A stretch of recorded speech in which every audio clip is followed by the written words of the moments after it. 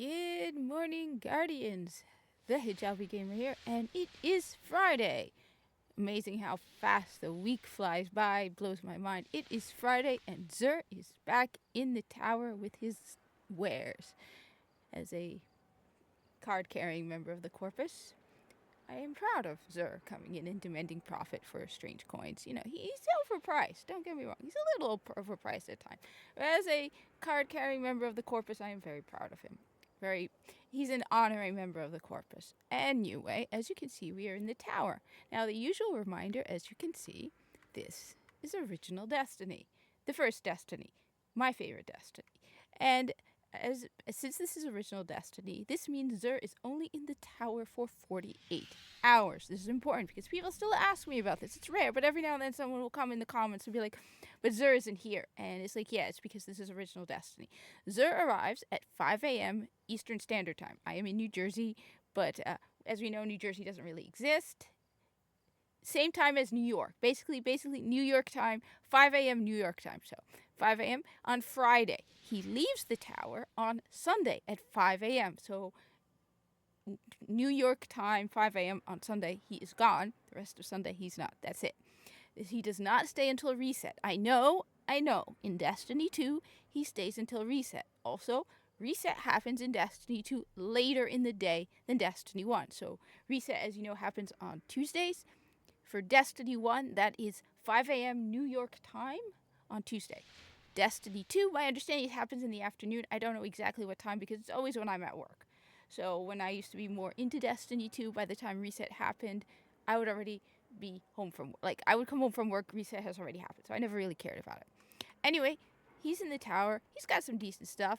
I did pick up the Legacy Engram last Saturday. I don't have enough storage coins today, but I can tell you what I got last Saturday, so I can show you what I got. And we were heading towards the Vanguard with Cade 6. And he's right over here by the printer. That looks like a printer. I mean, it's definitely not a printer. There's no paper area, but it reminds me a little of a printer. It's probably a power source or something. Anyway, he's got one weapon that if you don't have it, you have to get. Yes, you have one strange coin. And one that's okay to have. So first off, we have Red Death and White Witch. If you don't have Red Death, ignore everything else and pick up Red Death. It does not matter. Now, White Witch is not an ornament I'm a fan of. I have it. This is White Witch. I don't know. It seems like it would be kind of inconvenient to have a bleeding gun. Like, it would be slippery, but, wet and slippery. That's just me. I'm just not a fan of it. I have Steel Witch. I think it's called Steel Witch. Yeah, Steel Witch. This is Steel Witch. This is not the one you're getting. You're getting White Witch. Now, why is it I'm saying you should ignore everything else and go for the Red Death? Red Death is a great weapon to have because Red Death has a perk called Red Death. Each kill heals you and speeds up reloads. This is great. First off, you have the Exposure mod, which pops up every now and then. Exposure basically means your health does not regenerate. So, if you use Red Death, every kill you get heals you and speeds up reload. So that's just great for exposure. In addition, if you're doing something difficult and this is a great help. Like when I first started soloing Challenge of the Elders, I would use often Red Death because it made it easier because you're just healing a lot faster. Even when there is no exposure. But exposure, this is great for exposure. So Red Death is a weapon that I always carry with me. I don't need to use it anymore to do Challenge of the Elders. I used it Saturday. I did solo Challenge of the Elders. I used Red Death because there was exposure. But generally, if there's no exposure, I won't use Red Death because I've advanced beyond the need of Red Death. But I highly recommend Red Death. Ignore everything else if you don't have Red Death. Next, we have Invective and Storm's Reproach. All right? Invective, Storm's Reproach is the ornament I like. This is Storm's Reproach. This is the ornament you're getting. But Invective, I feel, still is an underappreciated weapon. Now, people have pointed out to me they did nerf it. That's why it doesn't get all the attention that it should get. So, Invective is sort of like, I think it's the Black Spindle. My brain keeps freezing on the sniper rifle that gives you ammo. I think it's the Black Spindle. I have it. It's the one that if you do the Sunset bounty for Nightfall, where you get it under 30 minutes, you have a chance of getting Icebreaker. I got it pretty fast. I think it's Icebreaker. It's probably Icebreaker. But this is the shotgun version of that. This weapon regenerates ammo over time. Now, I've used it in Crucible when Crucible was actually a viable option. It's pretty difficult now to get into Crucible, but at one point I did use it. It's slow. Don't get me wrong. It does take a while to get ammo, but if you're not very good at Crucible, this is actually great because you still get ammo. So I have used it with success. I do like it, Invective, but I understand this is because at first I've never seen anybody really talking about Invective. It's probably better for PvE, but it's good for PvP too. Like I said, I've used it, and I'm not the best at PvP, but I've always wondered why a lot of people didn't talk about it, and then someone commented at one point. They said this is because they nerfed it, and it was a lot faster, and it's kind of slow. So I get that. So Invective, decent weapon to have. I would pick it up if you already have Red Death. Red Death is the one you should get first. Because, like I said, it's very, very useful to have. Even if exposure is not in effect, I know there's a section at Crota's End where your health does not regenerate as well. And it's great. It's just great to have. I consider it as stable. You have to have Red Death. Like I said, I always carry Red Death with me. I always carry a full load of weapons, but Red Death is one of the priority ones for me. Next we have Truth, which is a rocket launcher. I don't know. I feel like it's overappreciated. I don't really use a lot of exotic heavy weapons because I'd rather take advantage of perks with weapons that I'll get a lot more ammo for. So Truth is just very, very tracking. Rounds fired from this weapon seek their targets aggressively, supposedly. As I said, I'm not a really big fan of Truth, but I hear a lot of people like it. It's a void. My brain's racing. It's a void damage rocket launcher. As I said, I have legendary rocket launchers that I prefer over actually some of the exotic ones. So, one of my big ones that I'm using all of the time is, where is it? This one here, Hunger of Crota, because it has cluster bombs and it tracks the target. Now, it says it doesn't track it aggressively, but it does track, and it's got the cluster bombs. And I love me the cluster bombs and the tracking. So this is basically one of my non-stop constant rocket launchers. The only reason I will switch out Hunger of Crota is primarily if you have a certain burn. So Arc Burn was up this week, and so I switched to Warpath, which again, this one has cluster bombs and the tube can hold 3 shells, but it does not have tracking. So in general, I have noticed that there's some really good legendary heavy weapons. But Truth, as I said, I always recommend you pick up everything anyway because you get Grimoire score and you get the blueprints. Once you pick up an exotic, you have the blueprint forever. Anyway, let's see what armor we have. Let's see who gets number 1. All right, I'm gonna start with Warlocks probably lose simply because this does not pass the Corpus Helmet test. Anyway, for the War Titans, we have the ACD/O feedback fence, which I wonder what they call it in casual conversation. It's one of those things. Some of these names are so ridiculously complicated, and it makes me wonder, like, what do they call it in casual conversations? Like, brother, we go to raid Crota. Bring your ACD/O feedback fence. Or do they have like a shortened version? Like, bring the fence, dude. We're going out there. Anyway, what does this thing do? Wrath Conductors. Taking damage from a melee attack deals damage in an area around you. It actually sounds pretty cool. So you get a melee attack and damage in the area around you. So I guess they hit you, you do damage, just like maybe like an explosion or something. This actually seems pretty cool. I like it. I'm going to put it high up. I'm going to check if I have it. But yeah, I think it's pretty cool. I like it. So ACD. The thing is, I'll see what I do this weekend. But yeah, I like it. I like it. This is pretty cool. If it does, let me know in the comments how good this is. I mean, like I said, one of the big problems with Destiny after playing a lot of Warframe is just like it doesn't tell you the radius and the type of damage it does. Whereas in Warframe, be like, from 0.5 meters out from the Warframe, you will do 25% critical chance damage. It's Warframe.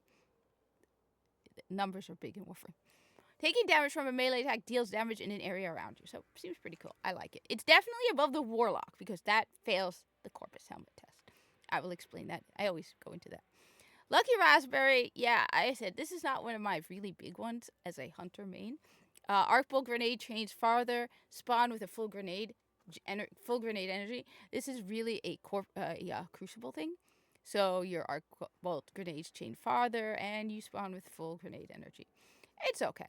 Again, Crucible isn't exactly. I mean, we do have private matches.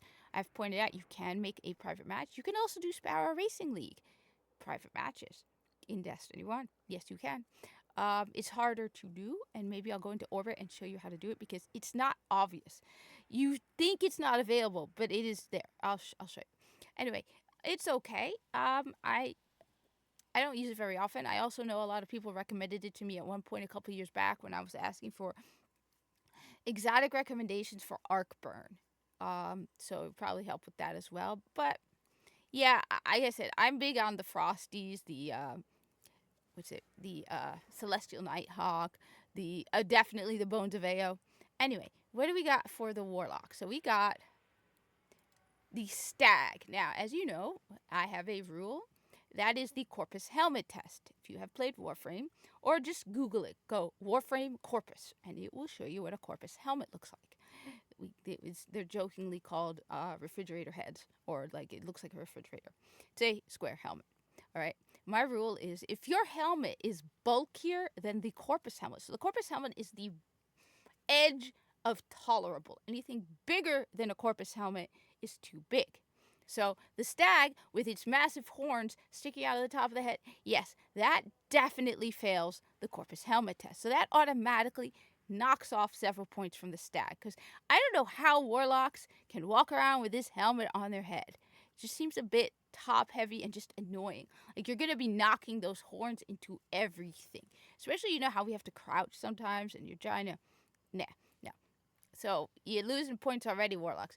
Doe or die? Once per life, your super charges faster when your teammates are dead. Chance to respawn with an overshield. Okay, this absolutely sucks. Now, Warlocks, correct me if I'm wrong. First off, you have to use this in a fire team, all right? So definitely, if you're soloing it, yeah, this isn't that good. So that's already a mark against it, as well as the size. Once per life, your super charges faster when your teammates are dead. Oh, so everyone has to be dead, and you randomly once your supercharges faster. Okay. Chance to respawn with an overshield. So you may get an overshield. Again, the Warframe player in me is going, what is the chance? Is it 25%? Is it 30%? What is the chance?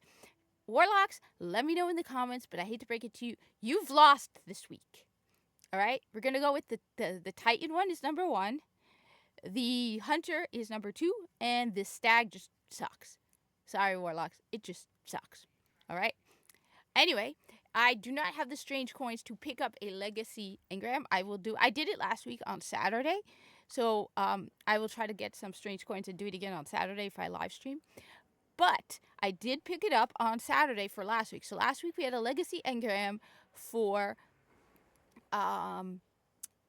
gauntlets. And of course, so they give you, when you pick it up, you get an engram. And then you take it to the Cryptarch, either Rahul or whatever his name is. I don't like him because he always gives me garbage. And he will decrypt it for you. And yeah, I don't like him, the guy in the reef, because every time I have done I've had him decrypt an exotic for me, he has given me something that doesn't work for hunters. All right? I am a hunter. What part of this says Titan, Cloak, Hunter? Okay? Anyway, it gave me this, the ACDC feedback fence, which is what Xur is carrying this week. But it is a level 1. All right? So, as I said, sometimes you will get a level 1 item that will unlock level 2 for you. Usually you will just get the level 1 item. So, see, it's only 170,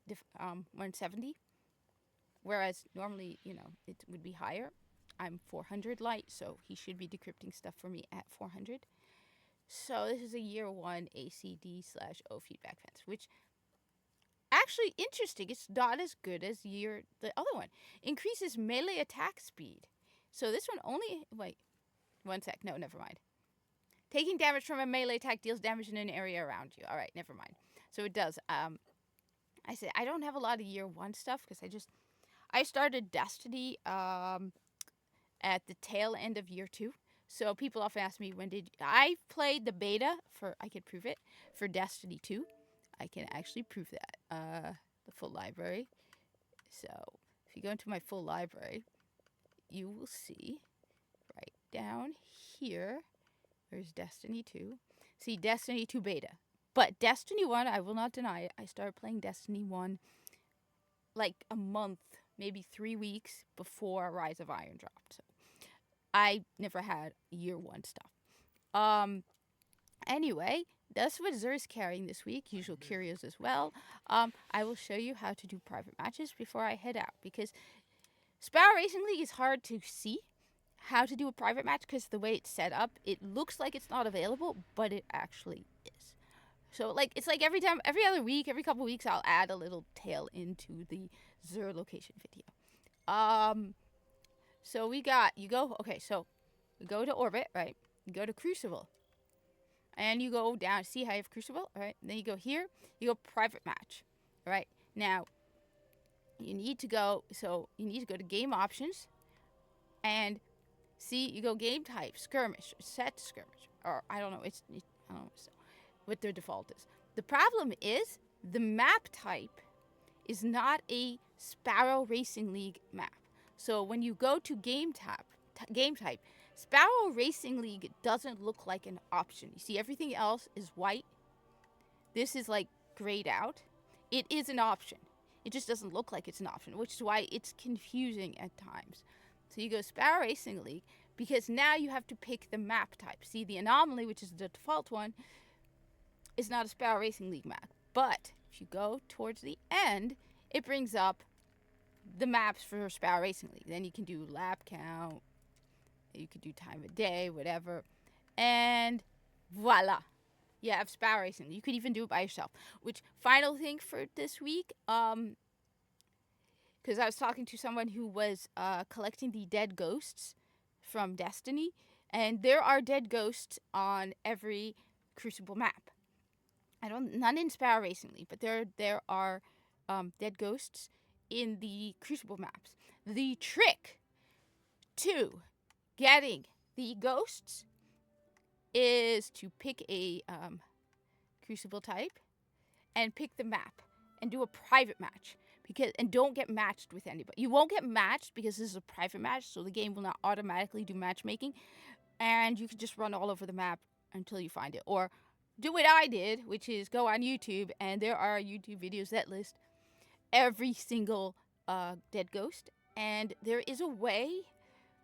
I think it's on the Bungie site. I don't remember exactly how I did it, because I think, every dead ghost, or I'm missing one. Because that's how you get Grimoire score. Every dead ghost unlocks Grimoire score. And there are dozens of videos online where they show you exactly how to locate them. But this is the trick to getting the ghosts in Crucible. So you don't have to worry about people coming after you. You don't have to worry about matchmaking. You don't have to worry about any of that. Just private matches for all of them. That's what I did. Anyway, thank you for watching. Like, comment, subscribe. You got any Destiny questions, just let me know in the comments. Original Destiny is my thing. I love original Destiny. Destiny 2, not as much anymore. And I hope to see you around the tower. Have a good one. Have a good weekend.